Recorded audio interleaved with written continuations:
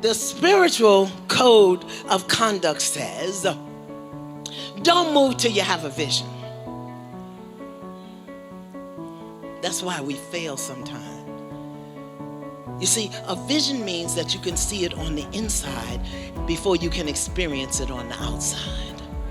Now, you can have all the plans you want, but if you can't see it, nothing's gonna happen. You gotta have a vision, and that comes from you taking time to sit down and do your daily spiritual practice. Okay? Vision ain't gonna fall to you out the top of the closet. You gotta do the work. You gotta sit down, shut up, listen. You gotta tune in to your own channel, not just YouTube, Facebook, Twitter, Snap, the pot or the chat or whoever the hell the thing is. People be chat snatting.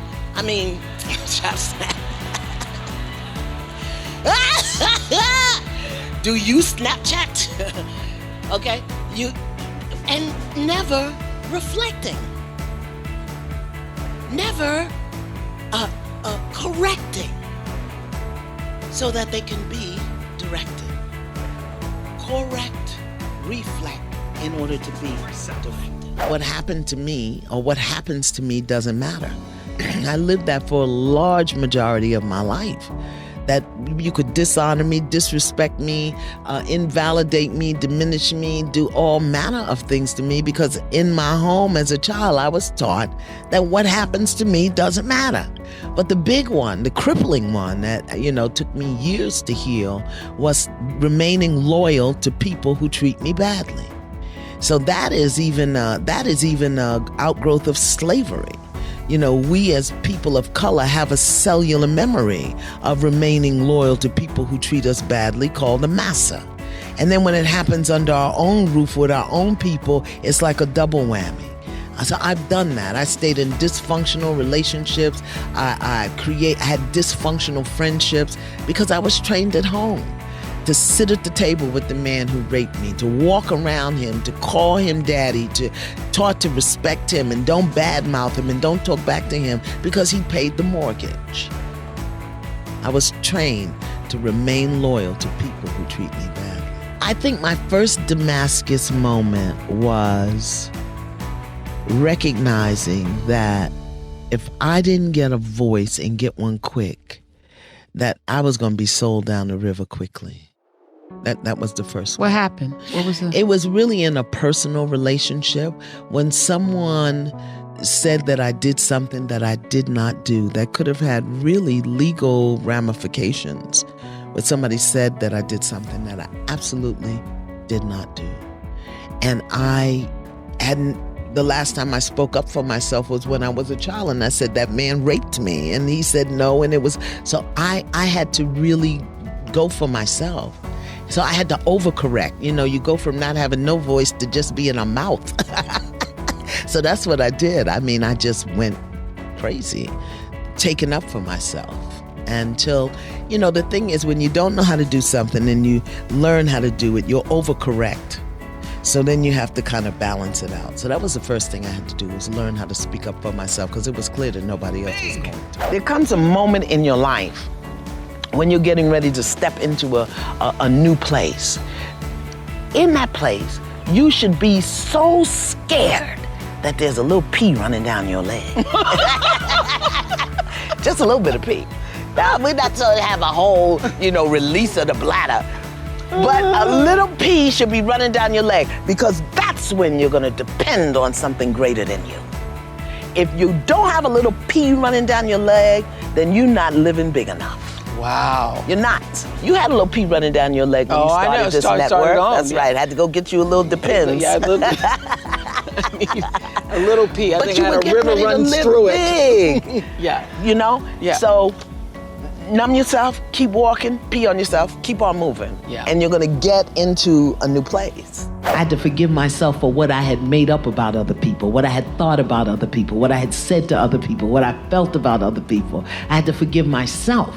So I cleared the decks first by forgiving them, thought, feeling, action, behavior, then I fell face first into forgiving myself. Get up in your closet and see what you're holding on to. Get up in your drawers and see what you're holding on to. Holding on to what could have been. Holding on to what wasn't. Holding on to what you thought was supposed to happen. Boo-boo left you because boo-boo wasn't good for you in the first place. We dress up our pain.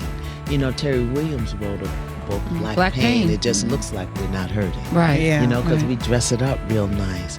He probably couldn't, and based on his own thing, which was mostly the case in my life, based on what he was going through, he was probably there but not present. Not present at all. Not present. Not present you at know? all. Yeah. Not present at all. And that doesn't make him a bad person. Not at all. And see, one of the reasons we don't heal as Black people is because we won't tell that level of radical truth because we think we're talking bad about the person as opposed to honoring our own experience. And that's where we got to go. I call people on it, just that one principle, ownership, in their speaking.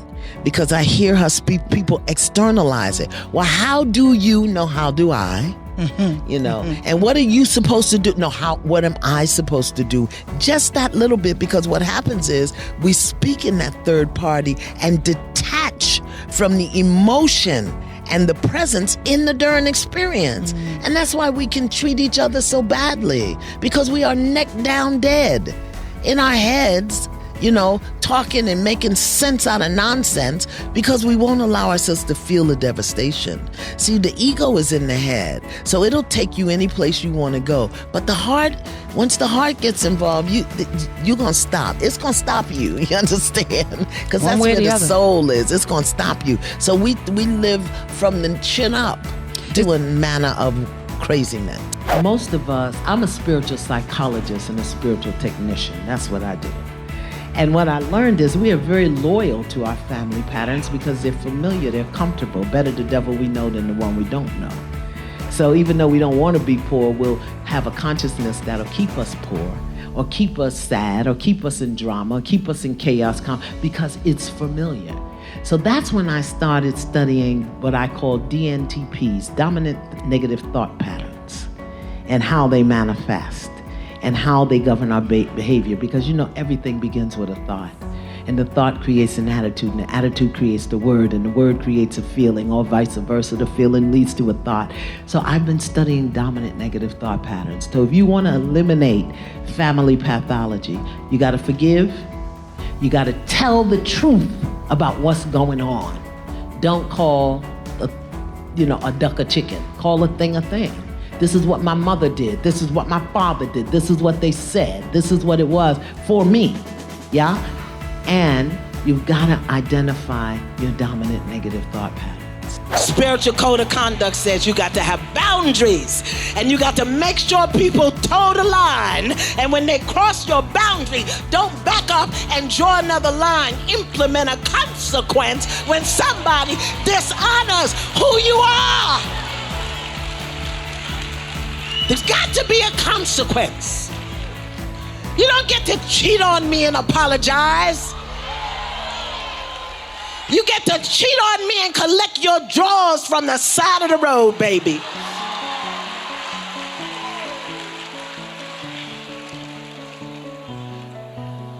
Spiritual code of conduct says have boundaries. And don't worry about people being upset with you about what you need to make your life run. If you got people in your life behaving badly, it's because they're there by energetic invitation. You can disinvite them. Spiritual code of conduct says, if you tolerate it and accommodate it, you will have to entertain it repeatedly. Comes out of your mouth is being created. Your mouth is a womb. And your ancestors knew that. They didn't call it song and singing. They called it incantation and prayer. That's what they called it. That's what the Native Americans call it. You don't just issue forth sound from your mouth, because those words are energy, and energy cannot be destroyed. Yes. It can be transformed, it can be changed, it can be neutralized. But once the energy is created, it exists. So what comes out of your mouth when you say, I can't, I don't, I'm broke, I'm tired? When you say that, leave me alone. How many single women right now have uttered a million recitations of leave me alone? Well, now your butt is alone. Now what? So we're gonna rock a little bit. Come on. That means stand up, people.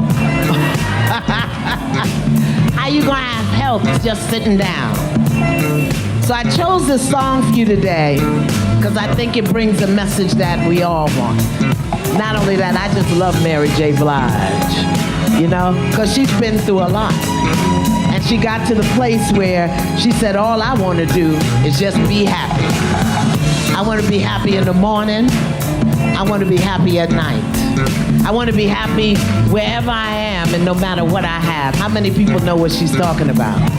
And one of the ways to happy is with health, because you can't be happy if you ain't healthy, yeah? And health begins with love, just learning how to love. You know, we always know what to be mad about, right? You always say, oh, you made me mad. How many times do we say, oh, you make me happy? How many times do we say that? So Mary says, all I ever want was to be happy. Oh, y'all look totally bored. Come on. Get some, because you've been sitting. Did you exercise today? So let me see your happy dance. What's your happy dance over here? Come on. What is that? Is that your happy dance? You got to do better than that. Come on.